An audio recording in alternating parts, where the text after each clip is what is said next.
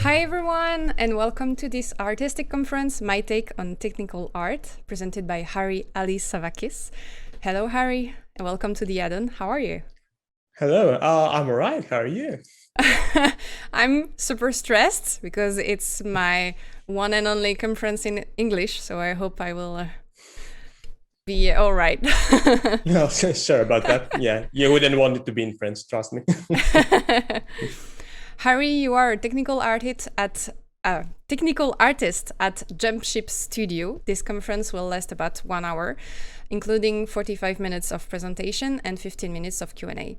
For those of you watching, you can ask your questions during the presentation. They will be noted and asked in the end. Harry, it's your turn. All right, let me just share my screen real quick. Everything visible? Yep, it's working. Perfect. All right, let's get started then. Welcome to this talk, which is aptly named My Take on Technical Art.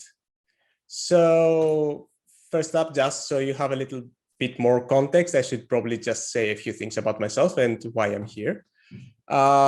So as we've stated, I am Harry Alisavakis. I'm a technical artist from Athens, Greece, from where I'm currently presenting. And yes, it is quite sunny and warm right now. I am working at the UK studio Jumpship on Somerville, which is a very exciting project for which I won't be talking at all today. So if you were excited about this, I'm sorry. I come from a computer science background. I actually have gotten a degree in informatics and telecommunications, aiming to get into game development. And from there, I thought, I'd pursue some kind of programming role because I liked coding. But I was also very interested in the artistic aspect of games. And then I also found out about shaders and the field of technical art. And because it combined all the things I most enjoyed, I just, went towards there. Back in 2017, actually, when I started learning shaders, because the resources were a bit scarce and scattered, I had to teach myself. And because I didn't want others to go through that, I started a shader tutorial series where I shared what I learned around shader development. And yeah, that series is called My Take on Shaders. So you can probably tell that, the title of this talk is a little callback to that. And yeah, after I got a bit tired of losing cool tech art tweets that I didn't save, I started making a weekly collection of tweets around game development and technical art, which is called Technically Art. And that actually evolved into a weekly celebration of all things around art and game development. And it has like a bunch of tweets every week, which are super interesting and inspiring to watch. And yeah, in the meantime, I was also creating like small visual experiments and sharing everything I did on my Twitter. And yeah, I posted some pretty GIFs here and there, and then I got invited to give this talk. Here are some of the pretty GIFs that I've shared over the time. Just mostly visual experiments around shaders and environments and lighting and VFX and all that stuff. So first up, I want to give you a small glimpse of what this talk is, what it's going to be about. So you can decide if you want to mute me right now or not. I don't know. That's on you. So yeah, about this talk.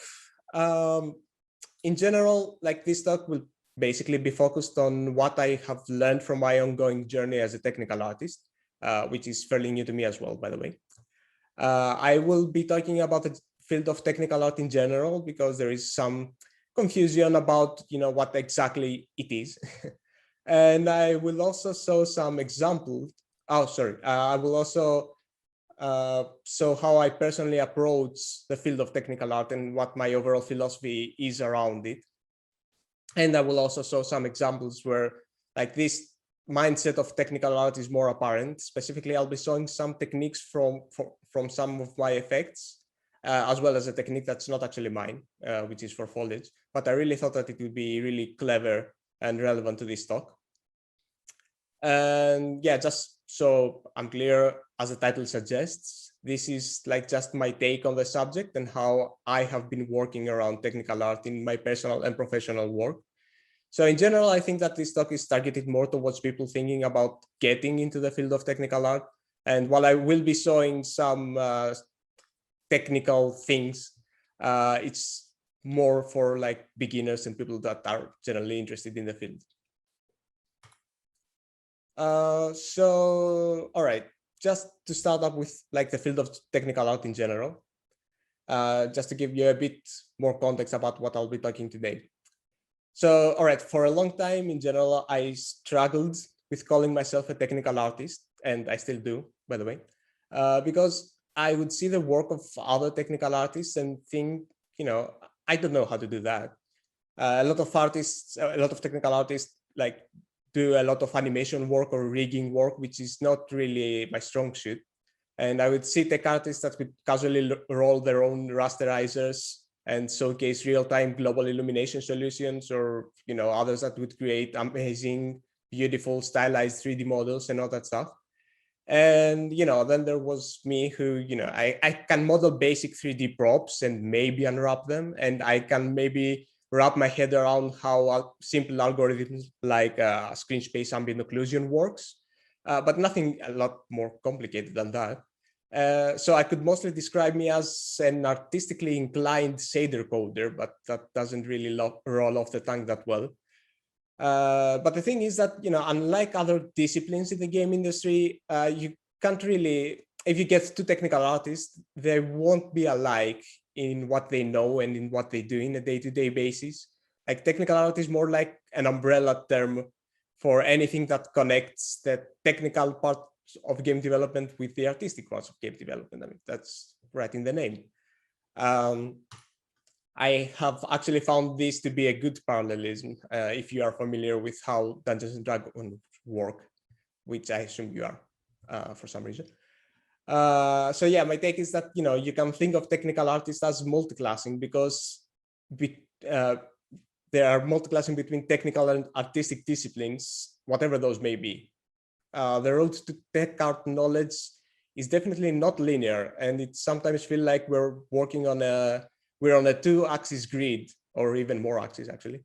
And every day our understanding is expanding in different directions. So you can find technical artists that are more focused on the technical side, and others that are leaning more towards art and animation. And every day we just learn new things about each of these fields, basically.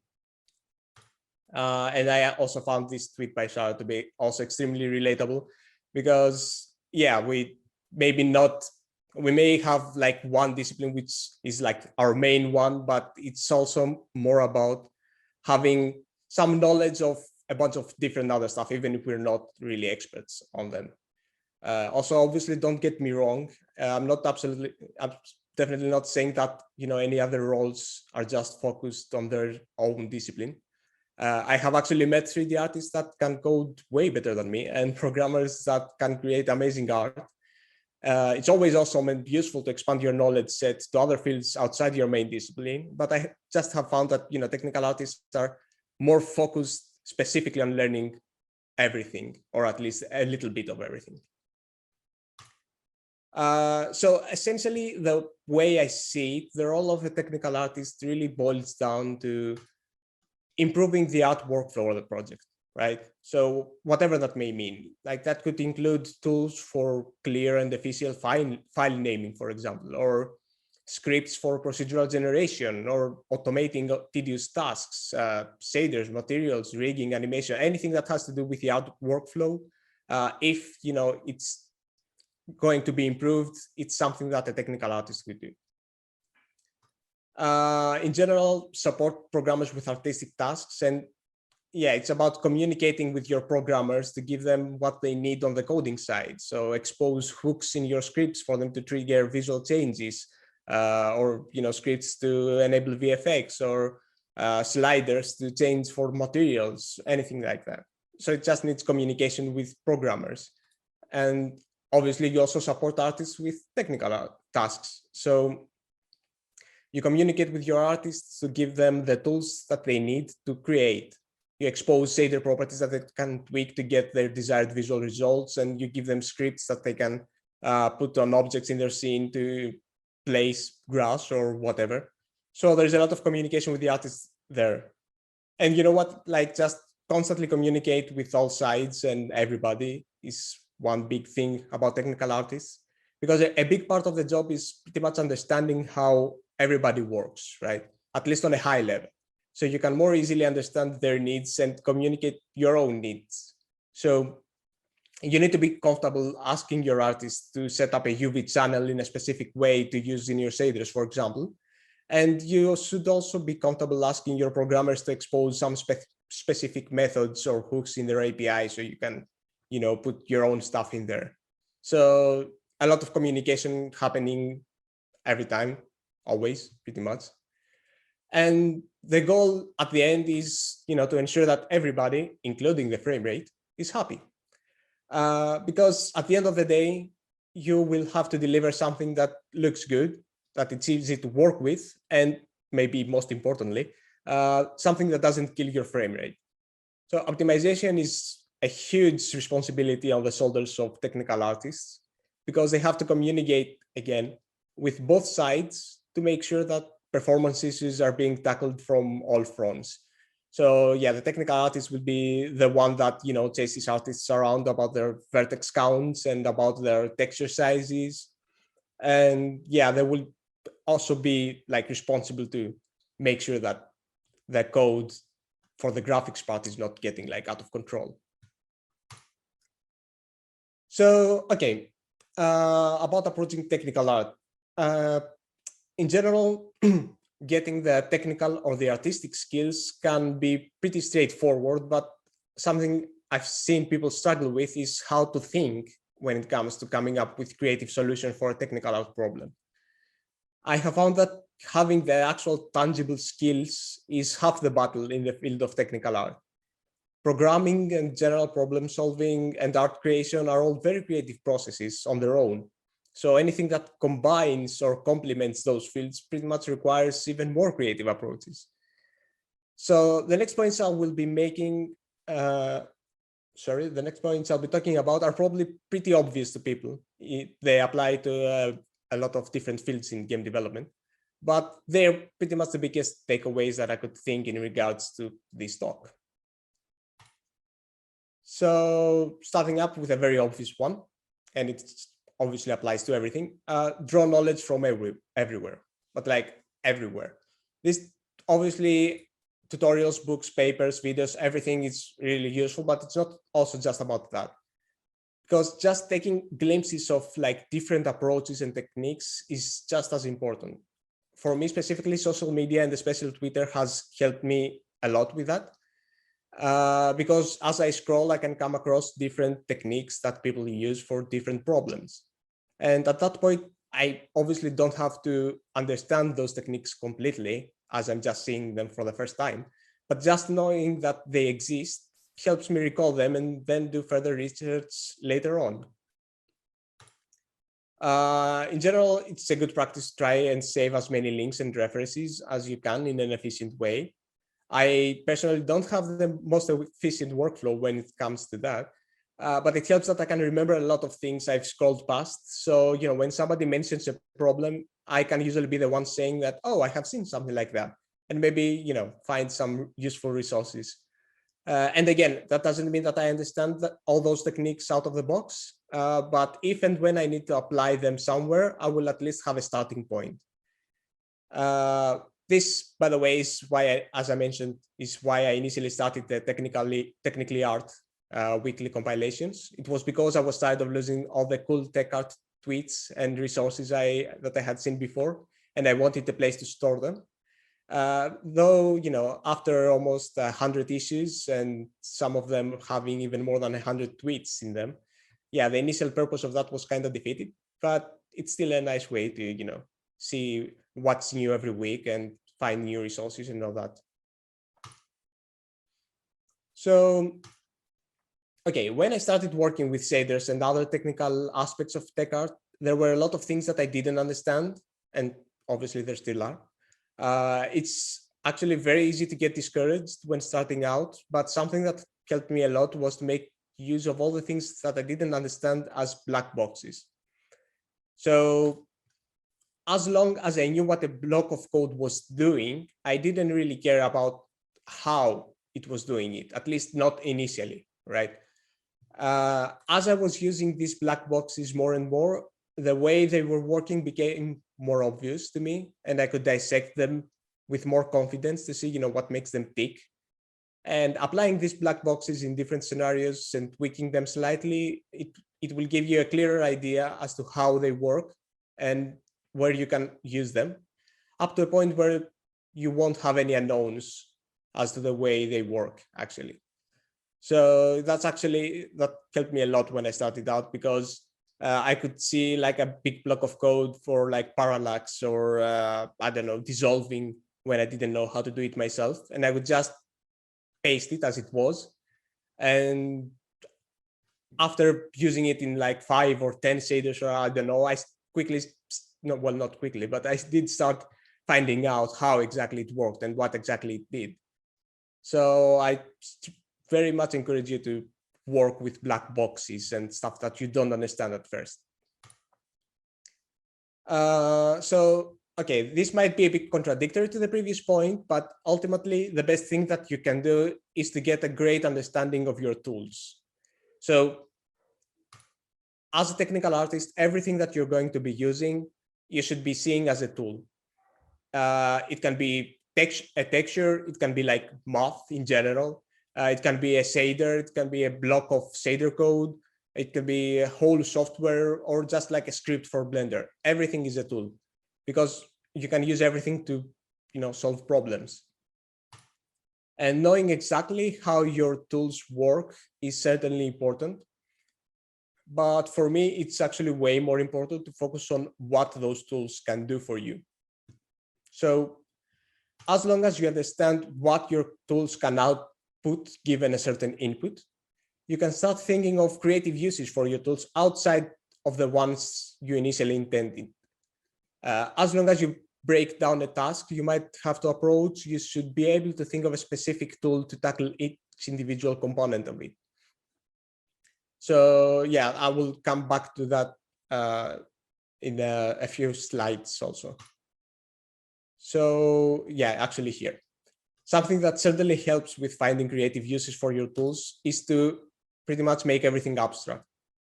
So a common way to creatively approach concepts is to take away their initial context and to move them away from their original purpose. And that applies here too. So textures in general, you know, there are images that you can sample when you put them on the material and then you get a final color, but you don't have to think of them just as images. Same goes for the UV coordinates. UV coordinates can be, their main purpose is to, you know, sample textures, but they aren't just for texture mapping. The thing is that all of that's just data. And that is conveniently related to the previous point, as I mentioned, because data can also be tools for you to use however you wish. And as I mentioned before, it's all about thinking what everything can do for you and your problems, instead of thinking about their original intent of their inner workings, or their inner workings, sorry. Yeah, the practical examples that I will have in a few slides will actually give you a better idea of what I mean. But in general, just taking the context out of everything and treating everything as data and tools will really help you find creative uses for them. Also something pretty obvious, but I'm catching myself doing it a lot, so I should mention it. Observe what other games are doing, and obviously observe reality, because in many cases you will be tasked to create effects that, you know, exist in our reality. So observing is a key part of technical art. Now, I personally don't do a lot of realistic effects, and my work is definitely absolutely not physically based in most cases. Instead, I just try to observe how effects are approached in other games and how they look in reality, and then try to note the more important elements of these effects. Specifically, it's important to try and figure out what makes a thing look like the thing it is. So at the end of the day, it all boils down to its physical properties, obviously, and, you know, applying a completely accurate physical simulation on what you're making will give you those effects out of the box. But accurate physical simulations aren't always possible. Oh, that was before. Anyway, yeah. But accurate physical simulations aren't always possible. and in some cases they're not even really that desirable. So a classic example that I can think of is in regards to water and how water reflects the environment. So there have been a lot of times where I'm at the beach, for example, noticing how the water surface is reflective when I'm looking at it from, grazing angles, but it's actually transparent when I'm looking down on it. And, obviously that comes from the way that light works in reality and with its physical properties. But, I would not hesitate to just put a Fresnel transparency mask on it to simulate just that single effect, because it's something that you notice in real life. So, just seeing that one thing, it will give you the right impression of what you're making. So based on that, personally, my approach on effects doesn't rely on their actual physical properties, as I mentioned, but on what gives them the impression of the effect. So obviously, whatever gives that impression relies on the physical properties, okay? But focusing on getting just those characteristic effects right, it can give you a nice result while not overloading the viewer with more detail than what's needed, right? So a good example I have here, which you can't really tell because that's actually grass, right? And my impressionistic take on this usually is that when I make my grass, I don't want it to, I don't want the player to actually see the individual grass blades. I try to blend it as well as I can with the terrain. And in this case, I'm actually using the same exact normals as the terrain and the exact same color. So you can only tell that there is grass there only at the edges, like the silhouettes, and when there's actually shadow. So, if you have shadow, you can tell, or like an object sitting there, so there you can see the grass blades, then you can tell that there's grass there. But, the player doesn't have to be aware of it like all the time. Or at least that is my take on when I'm making effects. Obviously, if you're looking for a more physically based solution, that's not that. Another example, it could be with rain. So yeah, I know how tempting it is to have each individual raindrop visible at all times, since you have it there. But in real life, usually when it's raining and it's dark, I'm trying to find a light source of or like a lamp to catch the reflections and see if it's actually raining. So this is what I did in that little scene here as well. So yeah, the rain is almost completely transparent, but you basically can see it near the lamp because of the specular reflections from the light. And also it's fairly important to consider the way to tackle a problem, right? So like I mentioned before, communication is key here, because you'll most likely be creating something that other members of your team will be using. And yeah, you need to make sure that you understand the specifications of the problem at hand and that you get a good grasp at the implementation restrictions. So while there's common approaches for specific problems, finding the best solution for your needs and for your team's needs isn't usually as straightforward. So a lot of tasks need to be approached like the notorious door problem that, it's a pretty common thing in game development. And the final solution should just be ticking all the specification checkboxes and also looking good while doing that. So like a simple example is a water shader. So somebody tells you to make a water shader. That doesn't tell us a lot, because there are so many questions that should accompany this task. So first off, like what kind of water would that be? Would it be like open ocean water, or would it be like a lake water, or like a river water, so you have directionality? Would it just be water for paddles on the street? And then if it's like an open ocean water, will there be like large waves, so you have vertex displacement and buoyancy and whatnot? And is the game, or whatever it is, like just set on the open ocean, or will you have land close to the water, so you have to take in mind the intersections with the land? And also, does the player actually or other objects go into the water? In which case, would you need interactivity, like interactive ripples, or like an interactive water wake behind whatever is moving on the water? And if so, again, does the player go underwater? And if they do, does the camera also go underwater? And if the camera goes underwater, will there be like a case where the camera is half above and half below the water? And in that case, would we want like a water meniscus, like a waterline effect on the intersection of the camera plane with the water plane? If we get to that and like they ask for a meniscus, that's where I would nope out, and I would just say that, you know, you don't need the meniscus. So yeah, the answer to each and every one of these questions, and there's tons more, by the way, the answer to each and every one of these questions will actually impact the implementation approach. And the good thing is also that these restrictions can also be helpful because they will give you a better idea of how to tackle your task. And they will also take away the workload for problems that you don't need to solve. Like if the person giving you the task tells you that, you know, the camera doesn't have to go underwater, that's like a huge workload off of your shoulders because there's no post-processing to keep in mind. There's no intersection between the water plane and the camera plane and all that stuff. Also, this is a good point to note that, you know,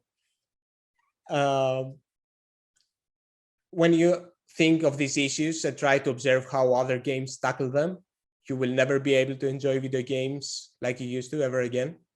For me, like 30% of my time in Sea of Thieves, for example, is just observing their water and clouds tech. So just something to keep in mind. But yeah, in general, restrictions are your friend because they will tell you how to approach a problem as well as, you know, what not to deal with. So, okay, I think it's a good time to move on to some practical examples, which will show you like some really nice approaches in the mindset of technical art and probably better illustrate all my previous points. As I mentioned, the first example is a technique that's not actually mine. It's by Pontus Carlson, which I'm sharing here with his permission. Which I thought was actually pretty amazingly clever, and it really fits the theme of this talk perfectly. So in essence, this technique basically describes foliage rendering by extruding each quad of the tree mesh into a billboard. And the results can look very pretty. The setup is minimal. The mesh does not require a large amount of faces, and just the overall approach is like really elegant. I don't know, I really liked how it works. So this technique basically takes advantage of the UV coordinates of the tree model squads in order to treat each one as an individual billboard, right? So this was actually from my implementation, like my model. I use a mesh that looked like this, like the one you see here. And in order to be able to extrude each squad individually, the mesh has flat shading. So the corner vertices don't share the normals. And the mesh, each quad covers the whole UV spectrum. So maybe it's not really visible here, but like I have selected just one quad and it's just the whole UV spectrum, the whole UV range. Like if we output the UVs of each quad, we get this result. And one of the first genius moves here with this technique was that was using the UV coordinates as a guide to displace the quad. So since the UV coordinates are 0 at the bottom left corner and 1 at the top right corner, you have basically a vector as shown here that's moving diagonally. However, if we actually extrude along these UVs, they would actually make each quad scale as if they have their pivot on the bottom left corner, but we actually want it in the center. But that's an easy fix, actually. We just remap the UV coordinates going from -1 to 1. So now we basically have, if we extrude along these coordinates, they extrude along the center, from the center, sorry. And yeah, after we extrude it, we also make it like a billboard in the vertex shader so that the illusion doesn't break if you look at the quads from the side. And a very cool additional bonus to this technique is that we don't have to care about the normals for the lighting. So usually when making foliage, and especially trees, something that we do is that we spherify the normals using like a geometry like the one we see here. and we just apply these normals to like the actual foliage cards. And that way we get smooth shading instead of like the choppy shading that we would get from like all the quads. But here, since we already have a spherified geometry, the normals are not getting modified as we displace the quads. So they just remain as they are. And they remain smooth and great right out of the box. So we don't actually need to care about that or do any additional setup. So that's also kind of cool. One minor addition that I did to my implementation is that I used the second UV channel to assign a point to each face. So basically, I just unwrap each face individually and scale the UV down to a point. So that way I can use these coordinates as a seed to a random function. And that way I could get some randomness to apply to the rotation and the scaling of each quad, just so I can avoid some visual repetition. And this is actually like the result from my own implementation. I did a more stylized shading here. You see it's a more harsh, like 1 or 0 shading here, and there is some rim lighting on the edge and some really fake subsurface scattering when the sun is lighting from the opposite side. But you can see that, you know, we have smooth normals, and you can't really tell that these are individual quads. And yeah, all in all, I just wanted to include this technique, even if it's not mine, because it beautifully illustrates the points I was talking about earlier.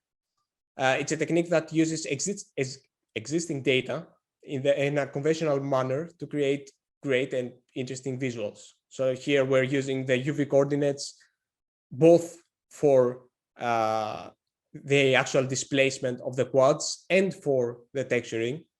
And, you know, any solution that can solve more than one problem is always a great solution.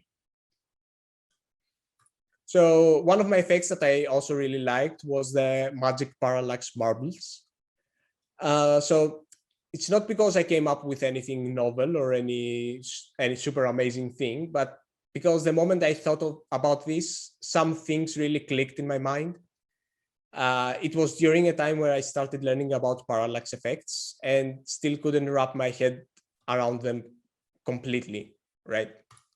So I was looking into effects like these. I hope that this translates good to Zoom, but this is actually using a texture that gets offset along the view direction in tangent space multiple times too. So it looks like it has this kind of echoing infinite mirror kind of effect.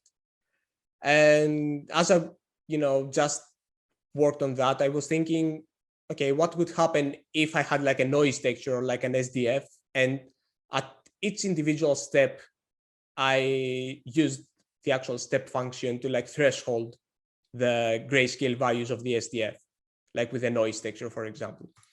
So yeah, that's what that looks if we actually use like a circular gradient texture. Like each step gets deeper and also has like a increased threshold, so it gets this contouring effect. But also it looks as if it has depth, but this is just like one quad. And increasing the iterations actually gives a much smoother result. Those are way too many iterations, by the way. So I could also use smooth step instead of step, so I can at least get some smoother edges. That also works too, and reduces the number of iterations. And, you know, applying this on a noise texture gives this weird parallax effect. And, you know, then I just added this on a sphere and used the values from that texture to basically blend between two colors, two HDR colors, and also used like a displacement texture just to give a bit of waviness and wobbliness in the noise. And this resulted in this magic marble effect. And again, this is nothing new or groundbreaking. It's like a very naive and expensive, actually, way that you could think of ray marching, for example. But it's actually a nice example of how combining different concepts, in this case, parallax and contouring, you can get some interesting visual results. But again, it was more like a moment of enlightenment and, you know, like an inspiration at that point, rather than anything really novel.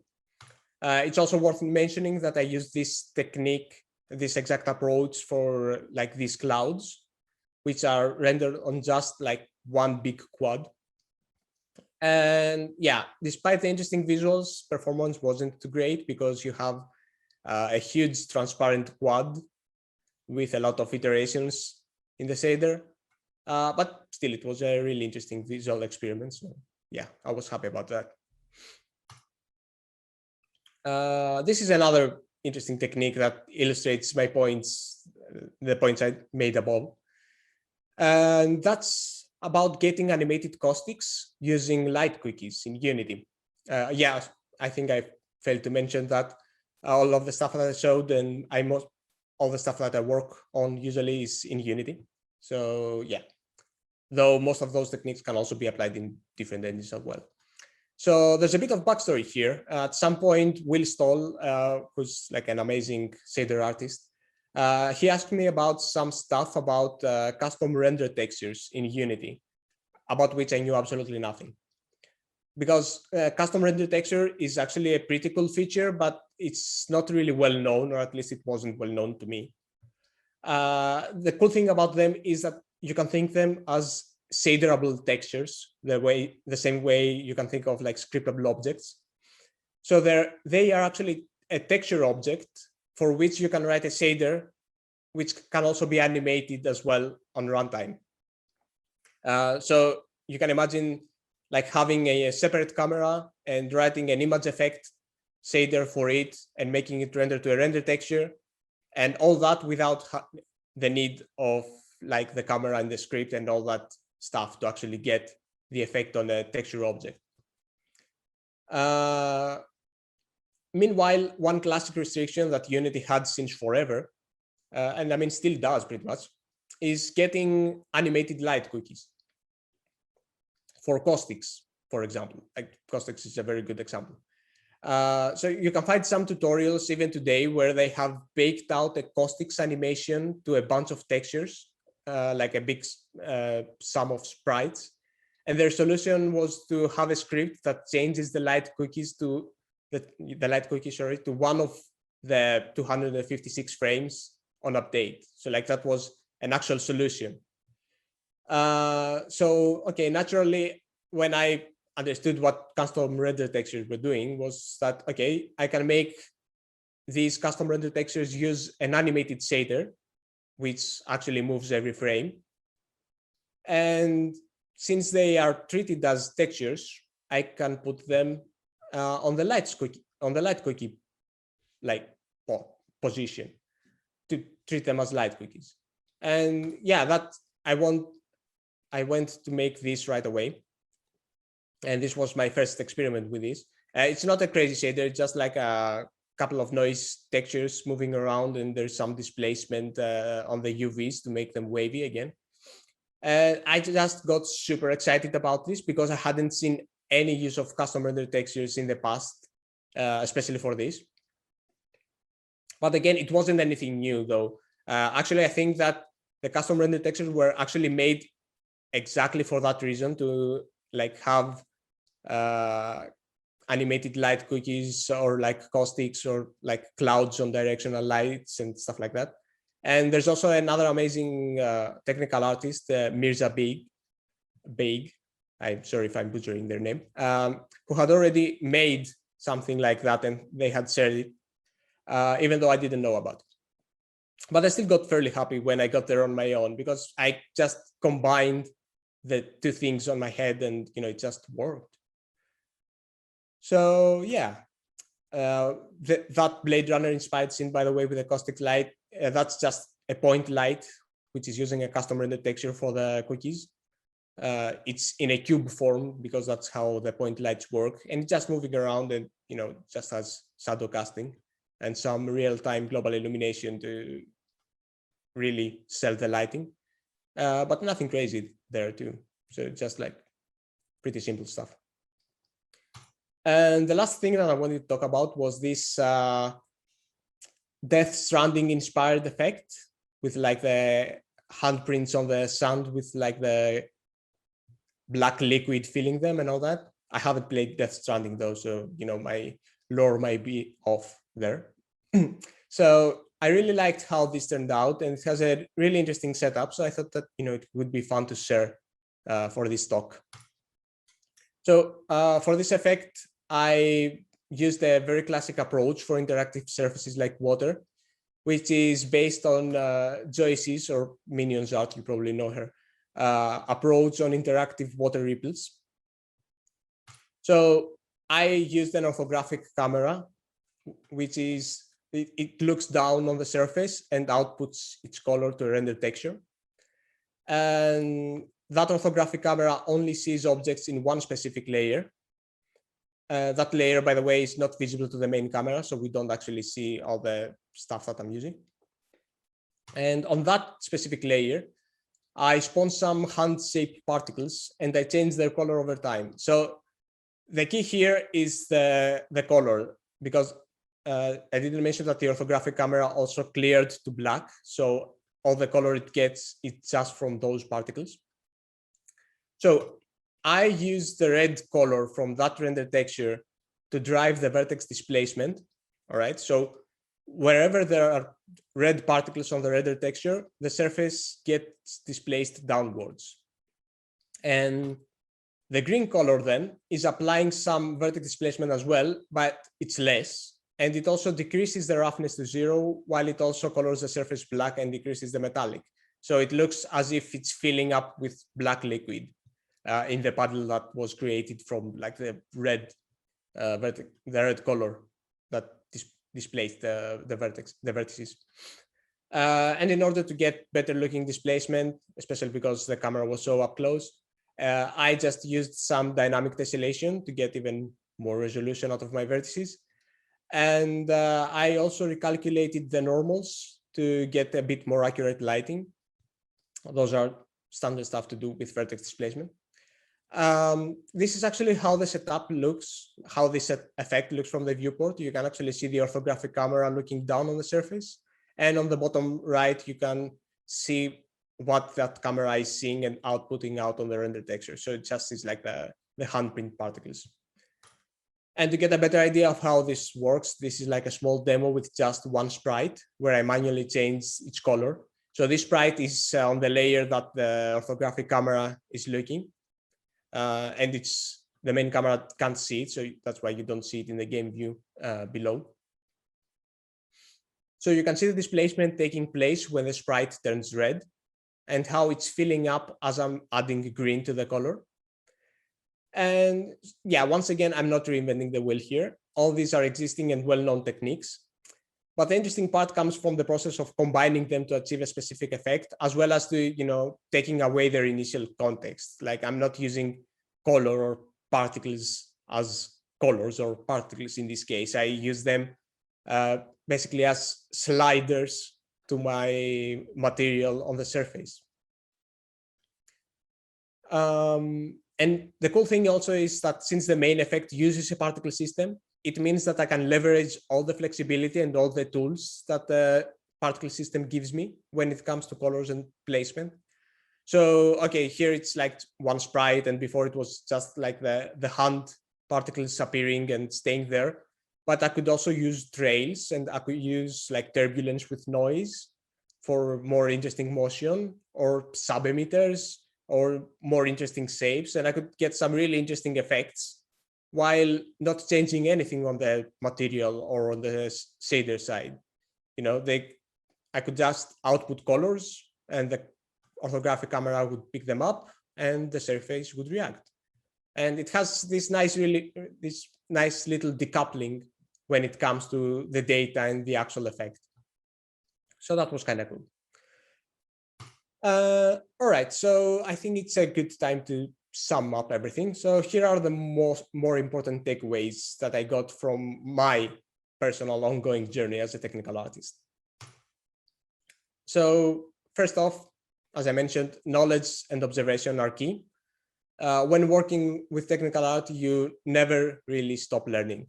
So try to draw knowledge and resources as much as you can from everywhere you can. Don't be afraid to use black boxes, especially at first. Now, you don't need to understand everything right from the get-go. It's all right to use techniques to get what you want, even if you don't completely get how they're working.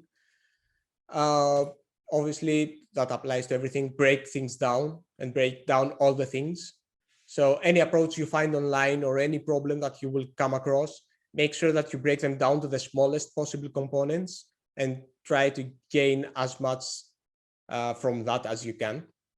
It's way easier to tackle a problem when you can find each individual thing that you can tackle. And treat everything as a tool and make sure that you can understand what it can do for you and what you can create with it. Abstractify everything. Take things out of their context and ignore their original purpose. Think of how you can put those things to other uses that are more specific to your problems. So, you know, you get a texture from custom rendered textures, put it on different stuff, put it, something that I just thought of. You can actually use textures with particle systems to drive where the particles can appear. So putting an animated custom rendered texture there could also have an interesting effect, or it might not even work. I haven't tried it, but still, just, you know, take things outside of their original use and connect the dots pretty much.